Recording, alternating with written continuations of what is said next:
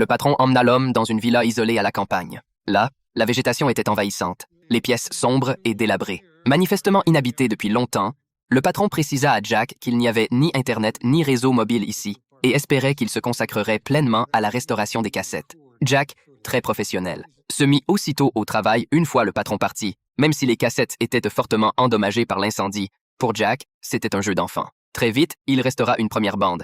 Mais ce qui l'intéressait encore plus, c'était de voir son contenu. La lecture de la cassette le ramena en 1994. La femme filmée s'appelait Mary. Elle était doctorante à l'Université de New York. Elle voulait enquêter sur l'histoire de l'immeuble Vicey. D'après les recherches, l'immeuble avait été construit à l'endroit d'un ancien manoir incendié en 1920. Même les symboles sculptés à l'entrée semblaient empreints d'une aura ancienne. Après s'être présentée au gardien de l'immeuble, Mary fut logée dans l'une des chambres. Sachant qu'elle venait pour une interview, le gardien l'avertit de ne surtout pas aller au 6e étage. Mary ne comprit pas pourquoi, mais promit d'obéir. Après son départ, Mary se regarda dans le miroir en espérant que tout se passerait bien. Mais cette nuit-là, elle fut réveillée par une étrange musique. Caméra à la main, elle partit vérifier.